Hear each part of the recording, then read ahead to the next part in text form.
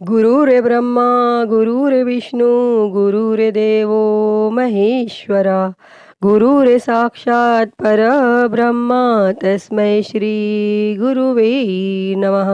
श्री हरि भगवान विष्णु की जय, बृहस्पति देव की जय। प्रिय भक्तों, गुरुवार का व्रत करने से बृहस्पति देवता प्रसन्न होते हैं। यह व्रत अत्यंत ही फलदायी है।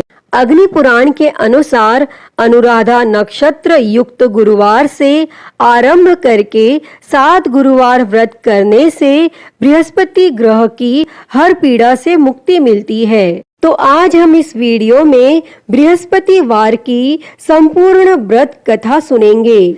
तो आइए शुरू करते हैं। उससे पहले आप सभी प्रेम से बोलिए श्री हरि भगवान विष्णु की जय, माता लक्ष्मी की जय, बृहस्पति देव की जय, सर्व देवी देवताओं की जय। प्राचीन समय की बात है। एक नगर में एक बड़ा व्यापारी रहता था। वह जहाजों में माल लदवा कर दूसरे देशों में भेजा करता था। वह जिस प्रकार अधिक धन कमाता था उसी प्रकार जी खोलकर दान भी करता था, परंतु उसकी पत्नी अत्यंत कंजूस थी। वह किसी को एक दमड़ी भी नहीं देती थी। एक बार सेठ जब दूसरे देश व्यापार करने गया तो पीछे से बृहस्पति देव ने साधु वेश में उसकी पत्नी से भिक्षा मांगी। तब व्यापारी की पत्नी बृहस्पति देव से बोली, हे साधु महाराज, मैं इस दान और पुण्य से तंग आ गई हूँ। आप कोई ऐसा उपाय बताएं जिससे मेरा सारा धन नष्ट हो जाए और मैं आराम से रह सकूं। मैं यह धन लूटता हुआ नहीं देख सकती। तब बृहस्पति देव ने कहा, हे देवी, तुम बड़ी विचित्र हो। संतान और धन से कोई दुखी होता है? अगर अधिक धन है तो इसे शुभ कार्यों में लगाओ। कुंवारी कन्याओं का विवाह करवाओ, विद्यालय और बाग बगीचों का निर्माण करवाओ। ऐसे पुण्य कार्य करने से तुम्हारा लोक और परलोक सार्थक हो सकता है। परंतु साधु की इन बातों से व्यापारी की पत्नी को खुशी नहीं हुई। उसने कहा, मुझे ऐसे धन की आवश्यकता नहीं है जिसे मैं दान दूं। तब बृहस्पति देव बोले, यदि तुम्हारी ऐसी इच्छा है तो तुम एक उपाय करना। 7 बृहस्पतिवार घर को गोबर से लीपना, अपने केशों को पीली मिट्टी से धोना, केशों को धोते समय स्नान करना, व्यापारी से हजामत बनाने को कहना, भोजन में मांस मदिरा खाना, कपड़े अपने घर धोना। ऐसा करने से तुम्हारा सारा धन नष्ट हो जाएगा। और इतना कहकर बृहस्पति देव अंतर ध्यान हो गए और व्यापारी की पत्नी ने बृहस्पति देव के कहे अनुसार 7 बृहस्पतिवार वैसा ही करने का निश्चय किया।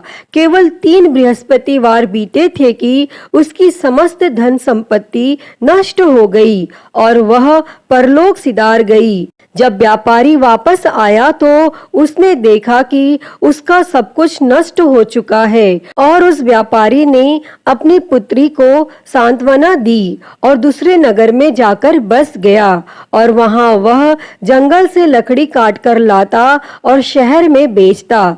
इस तरह वह अपना जीवन व्यतीत करने लगा। और एक दिन उसकी पुत्री ने दही खाने की इच्छा प्रकट की, लेकिन व्यापारी के पास दही खरीदने के पैसे नहीं थे। वह अपनी पुत्री को आश्वासन देकर जंगल में लकड़ी काटने चला गया और वहां एक वृक्ष के नीचे बैठ अपनी पूर्व दशा पर विचार कर रोने लगा। और उस दिन बृहस्पतिवार था। तभी वहां बृहस्पति देव साधु के रूप में सेठ के पास आए और बोले, हे मनुष्य, तू इस जंगल में किस चिंता में बैठा है? तब व्यापारी बोला, हे महाराज, आप सब कुछ जानते हैं। इतना कहकर व्यापारी अपनी कहानी सुनाकर रो पड़ा। तब बृहस्पति देव बोले, देखो बेटा, तुम्हारी पत्नी ने बृहस्पति देव का अपमान किया था, इसी कारण तुम्हारा यह हाल हुआ है।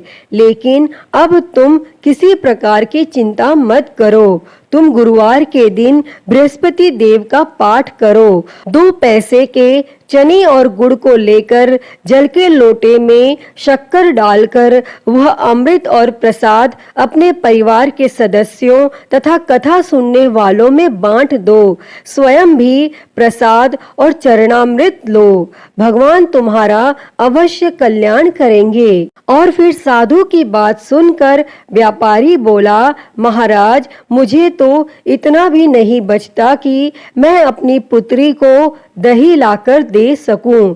इस पर साधु जी बोले, तुम लकड़ियां शहर में बेचने जाना, तुम्हें लकड़ियों के दाम पहले से चौगुने मिलेंगे, जिससे तुम्हारे सारे कार्य सिद्ध हो जाएंगे। फिर उसने लकड़ियां काटी और शहर में बेचने के लिए चल पड़ा। उसकी लकड़ियां अच्छे दाम में बिक गई, जिससे उसने अपनी पुत्री के लिए दही लिया और गुरुवार की कथा हेतु चना गुड़ लेकर कथा की और प्रसाद बांटकर स्वयं भी खाया। और उसी दिन से उसकी सभी कठिनाइयां दूर होने लगी। परंतु अगले बृहस्पतिवार को वह कथा करना भूल गया और अगले दिन वहां के राजा ने एक बड़े यज्ञ का आयोजन कर पूरे नगर के लोगों के लिए भोज का आयोजन किया। और राजा की आज्ञा अनुसार पूरा नगर राजा के महल में भोज करने गया। लेकिन व्यापारी और उसकी पुत्री तनिक विलंब से पहुंचे। अतः उन दोनों को राजा ने महल में ले जाकर भोजन कराया। जब वे दोनों लौट कर आए तब रानी ने देखा कि उसकी खूंटी पर टंगा हार गायब है और रानी को व्यापारी और उसकी पुत्री पर संदेह हुआ कि उसका हार उन दोनों ने ही चुराया है। तब राजा की आज्ञा से उन दोनों को कारावास की कोठरी में कैद कर दिया गया। कैद में पड़कर दोनों अत्यंत दुखी हुए और वहां उन्होंने बृहस्पति देवता का स्मरण किया।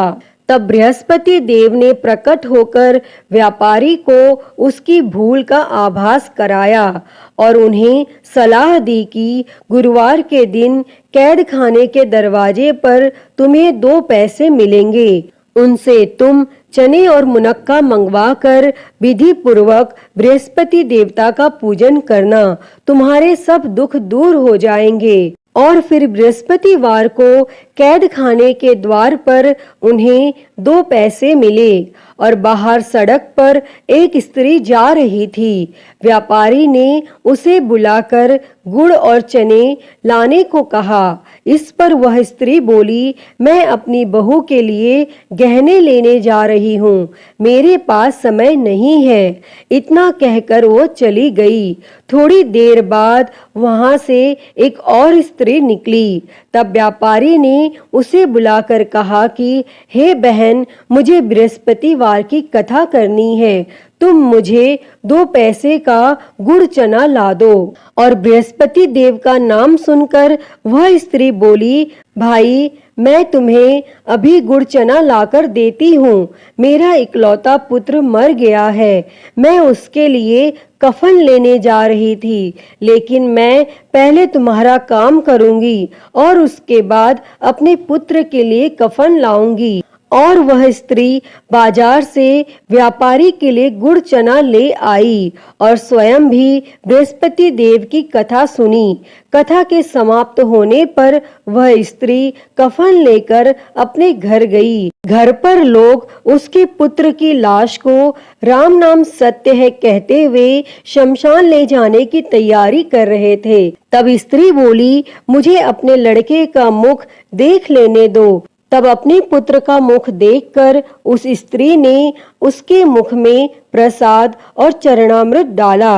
प्रसाद और चरणामृत के प्रभाव से वह पुनः जीवित हो गया। और पहली स्त्री जिसने बृहस्पति देव का निरादर किया था, वह जब अपने पुत्र के विवाह हेतु पुत्र वधू के लिए गहने लेकर लौटी और जैसे ही उसका पुत्र घोड़ी पर बैठकर निकला, वैसे ही घोड़ी ने ऐसी उछाल मारी कि वह घोड़ी से गिरकर मर गया। और यह देख स्त्री रो रो कर बृहस्पति देव से क्षमा याचना करने लगी। तब उस स्त्री की याचना से बृहस्पति देव साधु वेश में वहां पहुंचकर कहने लगे, हे देवी, तुम्हें अधिक विलाप करने की आवश्यकता नहीं है।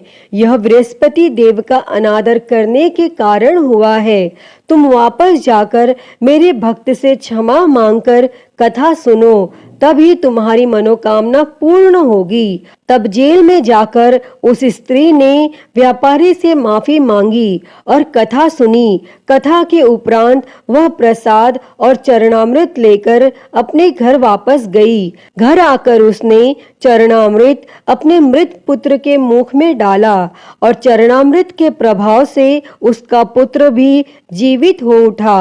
और उसी रात बृहस्पति देव राजा के सपने में आए और बोले, हे राजन, तूने जिस व्यापारी और उसके पुत्री को जेल में कैद कर रखा है, वह बिल्कुल निर्दोष है। तुम्हारी रानी का हार वही खूंटी पर टंगा है। और अगला दिन निकला तो राजा रानी ने हार खूंटी पर लटका हुआ देखा। तब राजा ने उस व्यापारी और उसकी पुत्री को रिहा कर दिया और उन्हें आधा राज्य देकर उसकी पुत्री का विवाह उच्च कुल में करवाकर दहेज में हीरे जवाहरात दिए। अतः हे बृहस्पति देव, जैसी कृपा आपने उस व्यापारी और उसकी पुत्री पर करी, वैसी ही कृपा इस कथा को कहते, सुनते और हुंकारा भरते पर करना। तो सभी प्रेम से बोलिए, बृहस्पति देव की जय, श्री लक्ष्मी नारायण भगवान की जय। तो प्रिय भक्तों, मैं उम्मीद करती हूँ कि आपको यह कथा पसंद आई होगी और अगर वीडियो अच्छी लगी हो तो इसे लाइक करें, ज़्यादा से ज़्यादा शेयर करें और कमेंट में बृहस्पति देव की जय लिखना ना भूलें। और महाकाल भक्ति ज्ञान चैनल को सब्सक्राइब कर नोटिफिकेशन बेल को ज़रूर ऑन कर लें। हर हर महादेव। धन्यवाद।